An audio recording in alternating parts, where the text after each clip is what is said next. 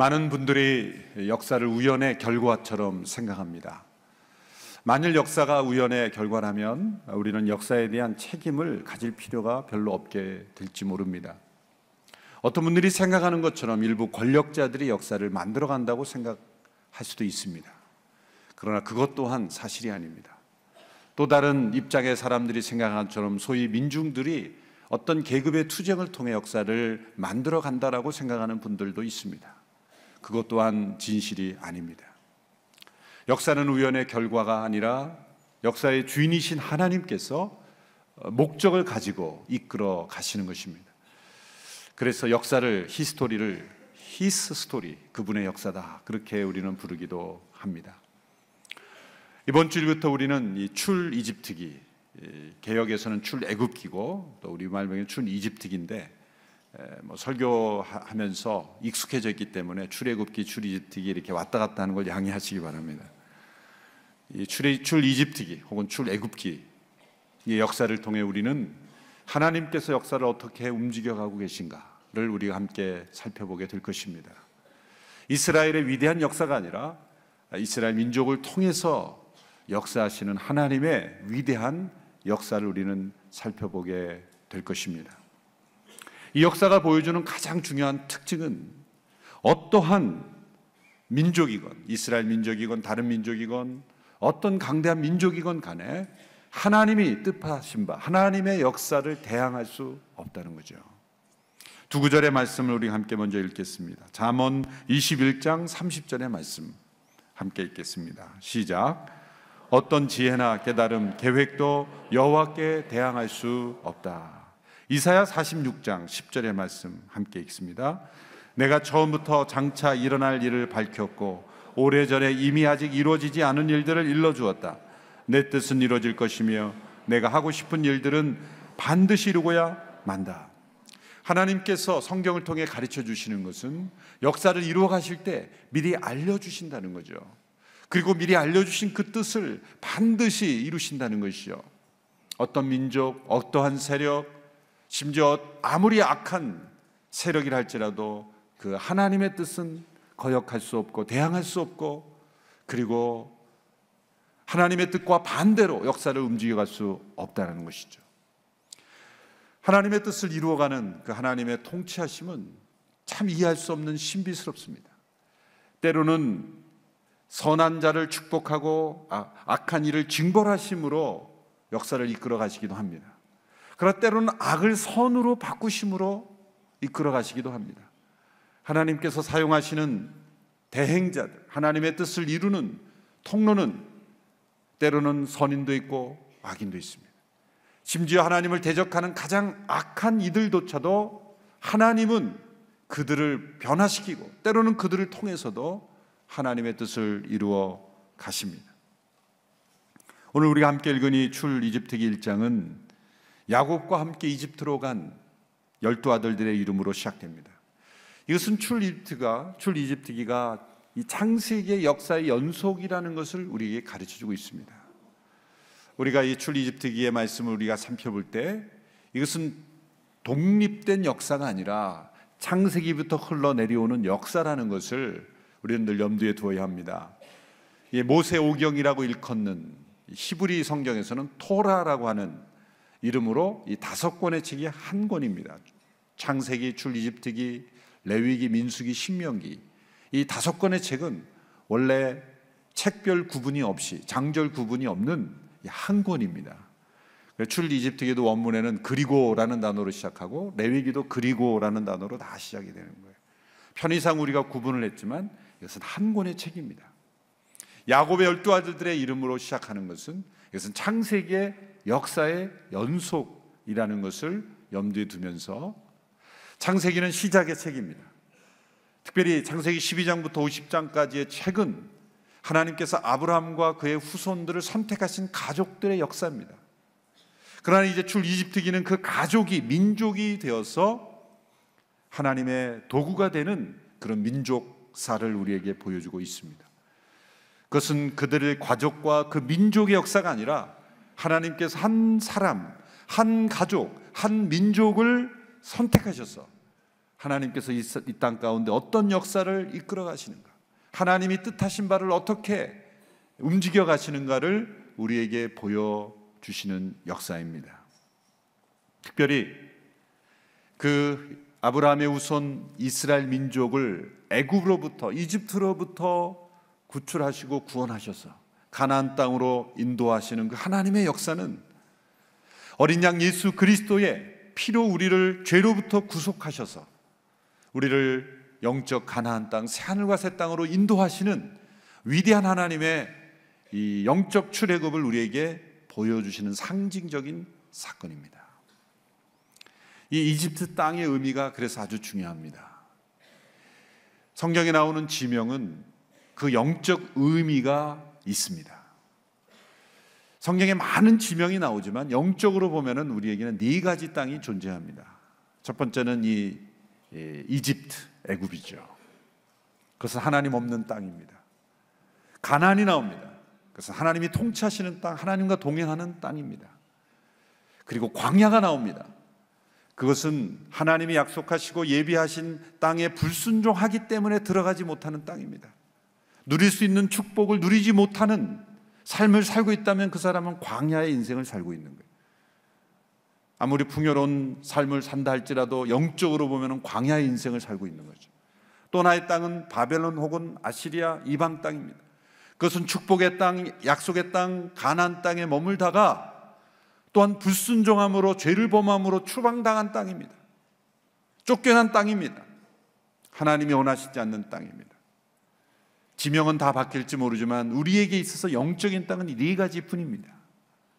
하나님을 모를 때 살았던 애굽과 같은 땅, 하나님의 통치와 임재 가운데 사는 가나안 땅, 그 땅에 들어가지 못하고 방황하는 광야, 그리고 그 땅에 머무르고 경험했지만 불순종함으로 쫓겨나 그리고 하나님 없이 살아가고 있는 또 다른 바벨론과 같은 인생, 이 네 개의 땅을 우리는 다 경험하는데 한 번 출애굽을 경험한 사람들은 다시 출애굽 이전에 애굽으로 돌아갈 수는 없어요. 그러므로 광야, 가나안, 바벨론 이 세 땅을 돌아다니면서 전전긍긍하며 때로는 살아가는 거예요. 우리가 있어야 되는 광야도 아니요 바벨론도 아니요 가나안 땅인 줄로 믿습니다. 근데 이 이집트라는 땅은 아주 특색이 있습니다. 그 히브리어로 이 이집트 땅은 미츠라임이라고 하는데 그 미츠라임은 두 개의 좁은 그 곳이라는 그런 뜻입니다. 나일강을 중심으로 해서 좌우측에 땅이 좁게 펼쳐져 있기 때문에 그런 명칭을 쓴 거죠. 그 밖은 또 사막입니다. 사막이 그들을 위협하고 있지만 그 중심에는 이집트를 흐르는 이 나일강이기 때문에 정기적으로 그 땅이 범람하기 때문에 그 좌우에 있는 좁은 땅은 아주 풍요로웠습니다. 이집트 땅에는 비가 거의 내리지 않는다고 합니다. 그런데도 그들은 염려하지 않습니다. 왜냐하면 나일강에 풍성한 물이 있기 때문에 그들은 하늘을 바라보지 않고 살아가는 땅이에요. 그래서 어떤 신학자는 이 이집트는 하늘로부터 자유로운 땅이다, 그런 비유를 들기도 합니다. 그들은 나일강의 풍요로움 때문에 기근을 모르고 살았던 땅입니다. 그 결과 이집트 땅은 하늘을 바라보지 않는 독립된 땅이었다는 거예요. 풍요로웠지만 그로 인해서 그들은 하나님을 바라보지 않는 그러한 족속 이방 땅이 되었습니다. 그들은 오히려 나일강을 신으로 섬겼죠. 나중에 모세가 재앙을 하는데 그 중에 하나가 나일강을 피로 변화버리는 거예요. 그러면 그들이 섬기는 신에 대한 하나님의 징벌이기도 하죠. 그들이 믿는 신이 아니라는 걸 보여주는 거기도 하는 것입니다. 반면에 가나안 땅은 어떤 땅입니까? 가나안 땅은 1년에 2차례 우기가 있어요. 그 우기에 비를 잘 받아놓고 물을 저장하지 않으면 먹을 물이 없는 땅입니다. 가나안 땅은 하늘을 바라보며 살아가야 되는 의존의 땅입니다. 그 비가 하늘에서 내리지 않으면 살 수 없기에 그들은 하늘을 바라보며 살아갔던, 그런 살아가야 하는 그런 땅입니다. 얼마나 대조적인 땅입니까? 가나안 땅은 의존의 땅이요, 그리고 이집트는 독립의 땅입니다. 그러나 영적으로 보면 가나안 땅에 사는 것이 더 불편하고 힘들 수도 있어요. 하나님께서 이스라엘 백성들에게 가나안 땅을 젖과 꿀이 흐르는 땅이다 그랬을 때 이 젖과 꿀이라는 의미를 신학자들이 참 해석하기가 어려워요. 왜냐하면 아무리 봐도 풍요롭기는 이집트가 더 풍요롭거든요. 나일강의 그 정기적인 범람로에서 그 땅, 이 가나안 땅은 비가 한 번이라도 내리지 않으면 젖과 꿀이 흐르긴커녕 광야가 되어버리는 그 땅이에요. 그래서 우기 때는 아주 풍요로운 푸른 초장이지만 비가 오지 않을 때는 그냥 어디를 봐도 광야 같은 땅이에요. 그 땅은 하나님을 의존해서만 살아갈 수 있는 땅이에요. 하나님이 축복하실 때만 젖과 꿀이 흐르는 땅이라는 거죠. 철저하게 하나님을 의존해야만 살아갈 수 있는 그 땅. 반면에 이집트는 하나님을 의존하지 않고도 살아갈 수 있다라고 착각하게 만드는 그런 땅이었다는 거예요. 사실 그러나 그 나일강의 물도 어디서 온 겁니까? 하늘에서 온 거죠. 높은 산에서 작은 이슬들이 모여서 그 강을 이루어서 그 나일강을 이루었지만 이집트 사람들은 그 나일강 자체가 언제나 스스로 존재한 것처럼 착각한 거예요. 그 물의 근원이 하늘에 계시다는 것을, 하늘에 있다는 것을 그들이 깨달았다면 강을 신처럼 섬기지 않았을 거예요. 오늘 이 땅을 살아가는 많은 사람들이 이집트에 살아가는 영적 상태에 살아가는 이유가 무엇입니까? 그들 주변에 있는 나일강이 그들에게 축복을 가져다 주고 풍요를 가져다 준다고 생각하는 거예요. 그래서 그 강을 주신 하나님을 바라보지 않고 그 나일강을 신처럼 섬기는 것이 오늘 이 시대에 하나님을 모르는 많은 사람들의 모습이 아니겠습니까? 바로 그런 영적인 상태를 가장 잘 보여주는 땅이 바로 이집트 그 땅인 것입니다. 하나님은 그 가나안, 이 애굽으로부터, 이집트로부터 가나안 땅으로, 독립의 땅에서 의존의 땅으로, 하나님 없이 살아갈 수 있다고 생각하는 인생에서 하나님 없으면 살아갈 수 없다라고 고백하는 인생으로 우리를 구원하시기를 원하시는 것입니다. 이것이 출 이집트기의 메시지입니다. 오늘 1장은 이집트로 간 야곱의 이스라엘 자손들의 경이로운 이 수적인 성장을 우리에게 설명해 주고 있습니다. 그들이 어떻게 강대해졌는지를 보여주는 기록으로 시작합니다. 7절의 말씀을 우리 같이 한번 읽어볼까요? 7절 말씀 시작. 그러나 이스라엘 자손은 자식을 많이 낳아 크게 번성하고 대단히 강대해졌으며 땅에는 이스라엘 자손들로 가득 차게 됐습니다. 네 가지 표현을 사용해서 이스라엘의 번성을 강조하고 있습니다. 자식을 많이 낳았다, 크게 번성했다, 대단히 강대해졌다, 땅에 가득 차게 되었다. 네 번의 비슷한 표현을 통해 그 백성이 얼마나 강대해졌는지를 설명하고 있습니다. 자, 1장의 기록만 보면 이스라엘이 강대해진 그 원인은 한 가지 원인뿐입니다. 제일 처음에 나온 대로 자식을 많이 낳았기 때문이다. 뭐 지극히 당연하고 그리고 단순한 역사의 원인 분석이죠. 자식을 많이 낳았기 때문에 번성해졌다. 사실 역사가들이 이스라엘 민족의 역사를 쓸 때, 이 시대 역사를 쓸 때는 그렇게밖에 쓸 수 없는 거예요. 그 시대 그 사람들은 자식을 많이 낳았어. 그래서 강대해졌어. 그렇게 역사를 끌어갈 겁니다. 그러나 우리가 창세기로 거슬러 가면 왜 이들이 이렇게 번성하게 되었는지 더 정확한 원인을 알 수가 있습니다. 그것은 아브라함에게 주신 약속부터 시작합니다. 아브라함과 이삭, 야곱에게 계속 이어서 주신 그 약속. 창세기 12장 1절에 2절의 말씀을 우리가 다시 거슬러 올라가 보겠습니다. 함께 읽겠습니다. 시작. 여호와께서 아브라함에게 말씀하셨습니다. 내 고향, 내 친척, 내 아버지의 집을 떠나 내가 내게 보여주는 땅으로 가거라. 내가 너를 큰 민족을 만들고 내게 복을 주어 내 이름을 크게 할 것이니 내가 복의 근원이 될 것이다. 하나님께서 아브라함을 부르시고 약속하셨습니다. 내가 너로 큰 민족을 이루게 하겠다. 큰 민족을 이루게 하겠다. 하나님이 아브라함에게 주신 약속을 하나님은 이루신 것입니다. 이것이 더 직접적인 원인이에요. 더 분명한 원인입니다. 그들이 자식을 많이 낳았기 때문에 큰 민족이 된 것이 아니라 왜 자식을 많이 낳게 되었습니까? 왜 하나님께서 그런 축복과 은혜를 주셨습니까? 아브라함에게 주신 약속을 이루시기 위해서입니다. 역사를 움직여 가시는 하나님의 그 놀라운 대항할 수 없는 하나님의 능력과 역사로 그 민족을 강성하게 되었던 것입니다. 사실 아브라함과 그의 후손들은 그저 열심히 살았을 뿐이에요. 창세기 역사를 보면은 그의 가정에 얼마나 많은 일들이 일어납니까?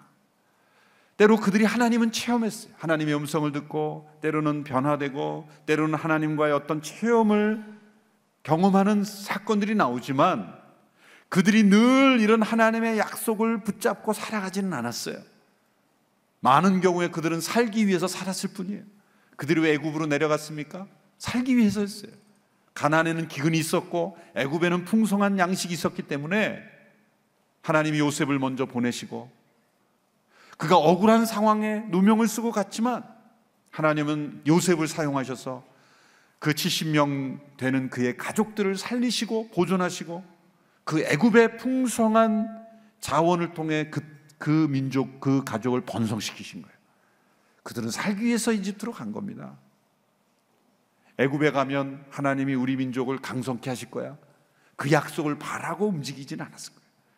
그러나 우리의 모든 연약함과 우리의 삶의 형편을 주관하시는, 역사를 주관하시는 하나님께서 야곱의 12아들 가족을, 그 아브라함의 후손들을 이집트로 보내서 그 이집트에서 수백 년 동안 강성한 민족으로 성장시키신 거예요. 이건 하나님의 역사입니다. 약속을 지키시는 하나님의 능력입니다. 아무도 저항할 수 없는 하나님의 역사를 우리에게 보여주시는 것입니다. 하나님의 역사는 그 누구도 어떤 상황도 대항할 수 없고 방해할 수 없습니다. 그런데 그 아브라함에게 주신 약속이 이제 출애굽기의 1장에 나타난 대로 성취될 때까지는 오랜 시간이 걸렸죠. 아브라함은 다 보지 못했어요. 아브라함은 그 민족이 그렇게 이집트에서의 삶을 통해 강성하게 되는 것을 다 보지 못했어요. 이삭도 보지 못했어요. 그런데 하나님은 이루셨습니다. 여기서 발견하는 것은 무엇입니까? 첫째로 하나님의 역사는 시간이 오래 걸리고 더디 이루어지는 것 같아도 반드시 이루어진다는 거예요. 오랜 시간이 하나님의 역사를 대항할 수 없다는 거예요.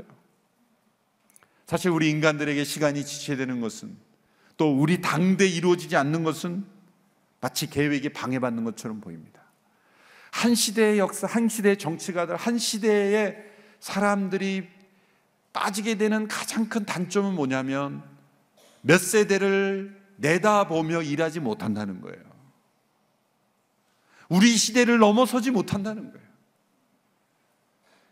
매일 교육은 100년지게 대계다, 100년 대계다 말만 하지만 교육을 항상 몇 년 앞만 내다보고 하려니까 문제예요. 몇 세대를 내다보는 교육의 비전, 몇 세대를 내다보는 통일의 비전, 몇 세대를 내다보는 선교의 비전, 이렇게 하나님의 시각으로 더디 이루어지는 것 같지만 하나님의 비전은 반드시 이루어진다, 그런 믿음의 안목을 가지고 나간다면 우리는 하나님의 분명한 역사의 통로가 될 줄로 믿습니다. 우리의 안목을 좀 넓힐 필요가 있어요. 장기적인 안목을 가질 필요가 없어요. 우리 시대에, 내 시대에 모든 것을 이루겠다고 하는 것이 바로 이 시대의 문제예요. 정치가들은 정권을 가지고 있을 때 뭔가 다 해보겠다, 그게 문제예요. 정권과 정권을 넘어서, 시대와 시대를 넘어서 이룰 수 있는 그런 비전, 그런 안목을 가지는 것이 얼마나 중요한가. 그것이 얼마나 중요한가. 지난번 독일 통일 과정을 연구하면서 우리 한반도의 통일을 어떻게 준비할 것인가, 그런 포럼을 목회 지도자들과 함께 가졌는데, 독일의 그 과정에서 그 통일을 담당하는 사람은 몇십 년이 지나도 바꾸지 않았다는 거예요. 정권이 바뀌고 바뀌어도. 정말 장기적인 안목을 가진 민족 아닌가요? 정말 우리나라가 그런 비전과 안목을 가져야만 이 시대가 변화될 수 있겠다. 정말 많은 것을 우리가 배워야 합니다. 하나님께서 아브라함에게 그의 후손을 강대하게 만드시겠다는 약속을 주신 후에 430년이 지났어요. 아브라함, 이삭, 야곱은 다 죽었어요. 요셉도 죽었어요. 그러나 하나님의 약속은 이루어지고 있다는 거예요. 왜 이렇게 오랜 시간을 걸리게 합니까? 하나님이 가나안 땅에서 머무는 것이 하나님의 뜻이라면 그 가나안 땅이 계속 강성하게 하죠. 왜 애굽, 이집트에서의 삶을 통해서 오랜 시간을 보내게 하십니까? 첫째 이유는 하나님께서 가나안 땅을 유업으로 얻을 수 있는 민족을 준비시키기 위해서이죠. 가나안 땅은 광활한 땅입니다. 전체적으로 보면 작은 땅이지만 아브라함과 그의 후손들이 살기에는 너무나 넓은 땅이에요. 많은 자손을 강대하게 하시기 위해서 하나님은 그 당시에 최대의 강대국을 사용하신 거예요. 그 당시 애굽은 최대의 문명 국가였어요. 최고의 풍요로운 땅이었어요. 하나님은 그 땅에서 그 민족을 번성케 하심으로 그 가나안 땅에 들어갈 준비를 시켰어요. 또 한 가지 중요한 원인은 창세기 15장 16절에 나옵니다. 아브라함에게 주신 아주 기가 막힌 예언의 말씀인데요, 이런 말씀이 있습니다. 내 자손은 4대 만에 여기로 돌아올 것이다. 이는 아모리 족속의 죄악이 아직 가득 차지 않았기 때문이다. 창세기 15장 16절에 하나님은 분명히 말씀하셨어요. 언제 돌아올지를 4대 만에, 그러니까 400년 이후에 돌아오게 될 것인데, 그 이유는 뭐냐? 왜 그 400년 이상의 시간이 필요하냐? 그 가나안 땅에 살고 있는 아모리 족속의 죄악이 아직 가득 차지 않았기 때문이다. 하나님은 이스라엘 민족에게 한 약속을 주시고 그들을 강대하게 하시고 그 땅을 주시겠다 하지만, 또 다른 차원에서 가나안 땅에 살고 있는 원주민들에게는 하나님의 심판의 도구가 됐던 거예요. 그 땅의 죄악의 족속이, 그 족속의 죄악이 아직 가득 차지 않았기 때문에 하나님은 인내하시고 기다리시고 그들에게는 시간을 더 주시는 거였어요. 모든 역사를 이끌어 가시는 하나님의 놀라움을 우리는 볼 수가 있습니다. 그러나 아무리 오랜 시간이 흐른다 할지라도 하나님의 역사는 반드시 이루어지는 것입니다. 지체되는 것 같고 더디 이루어지는 것 같아도 그 오랜 시간이 하나님의 역사를 대항할 수 없다. 이것이 1장을 통해 우리에게 주시는 말씀이에요. 두 번째로, 하나님의 역사는 하나님께서 사용하신 위대한 하나님의 사람이 떠날지라도 반드시 이루어진다. 어떤 지도자의 부재가 하나님의 역사를 대항할 수 없다는 거예요. 출이집트기 1장에는 요셉의 죽음을 강조하고 있어요. 요셉과 그 시대 사람들은 다 죽었습니다. 요셉이 죽은 후 요셉을 알지 못하는 새로운 왕이 일어났습니다. 요셉의 죽음이 가져온 큰 변화가 있었다는 거예요. 야곱의 후손 70여 명을 이집트로 인도하여 번영하게 그리고 번성하도록 보호자의 역할을 했던 요셉, 그 요셉의 죽음은 이스라엘에게는 큰 손실이죠. 큰 보호막이 없어진 것 같은 그런 사건입니다. 요셉이 없었더라면 그들은 이집트로 내려갈 수 없었을 것이고, 그 풍요로운 그 목축업을 잘할 수 있는 고센 땅에 정착할 수 없었을 것입니다. 그러면 이렇게 강성해질 수 없었을 것입니다. 아주 중요한 역할을 했죠. 그러나 출이집트기 1장이 보여주는 것은 하나님께서 요셉을 도구로 사용하셨지만 역사의 주인공은 요셉이 아니라 하나님이셔야 된다는 거예요. 6절과 7절을 읽어보시면 어떤 흐름입니까? 6절이 이렇게 되어 있죠. 요셉과 그의 형제들 그리고 그 시대 사람들은 다 죽었습니다. 7절에서 어떻게 됩니까? 그러나 이스라엘은 강대해졌다고 말하고 있는 거예요. 무엇을 우리에게 메시지를 주는 것입니까? 요셉이 이집트의 정착과 번성에 크게 기여했지만 그 번성의 역사는 요셉이 만든 것이 아니라 하나님이 만드신 역사를 강조하는 거예요. 이스라엘은 보호막을 잃었지만 하나님이 그들의 보호자가 되심을 강조하고 있는 것입니다. 많은 사람들이 요셉이 있었다면 더 번영하고 강대해졌을 거라고 생각할 수 있지만, 요셉이 떠난 후 이스라엘이 더 번성하고 강성해졌다. 요셉으로 인해서 사실 이스라엘 민족은 수백 년 동안 특권을 누렸죠. 그리고 요셉이 죽은 후 그 특권은 사라졌습니다. 그러나 하나님의 특별한 은총은 더욱 깊이 체험할 수 있게 되었다는 거예요.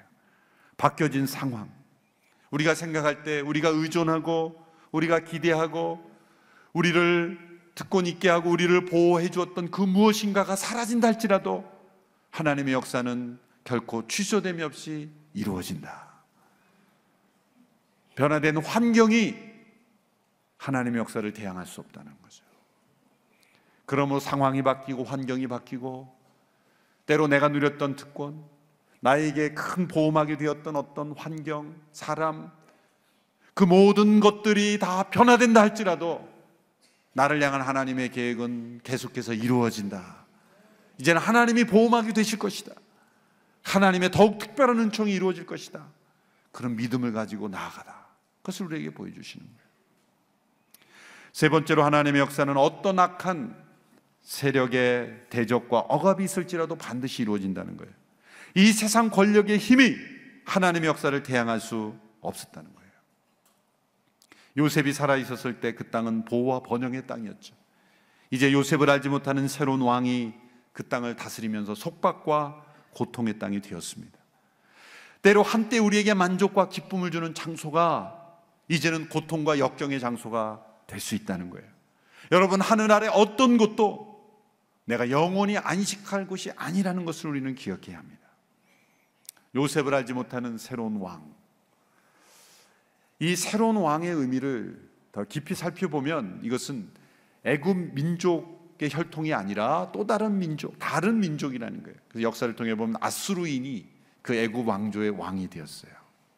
그로 인해서 엄청난 역사가 일어나요. 이사야 52장 4절을 보면 구체적인 설명이 이렇게 나옵니다. 제가 개역 개정으로 읽어보겠습니다.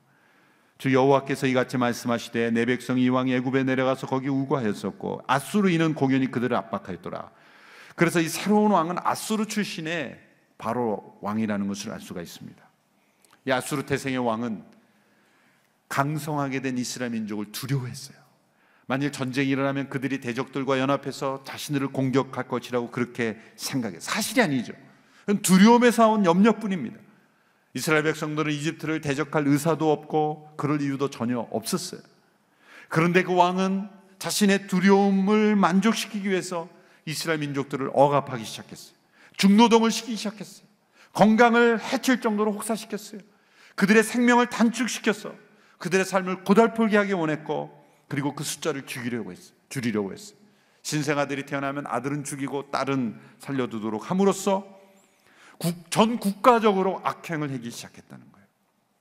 여러분, 이러한 악한 통치자는 다 그 이면에 보면 두려움 때문이에요.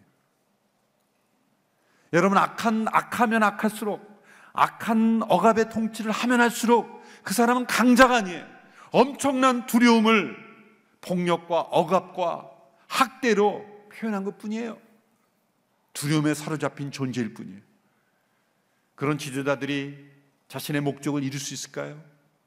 이런 바로왕뿐만 아니라 역사에 있었던 폴포트, 스탈린, 히틀러, 그런 악한 세력으로 하나님의 역사를 거스르려고 했던 어떤 지도자가 성공했습니까?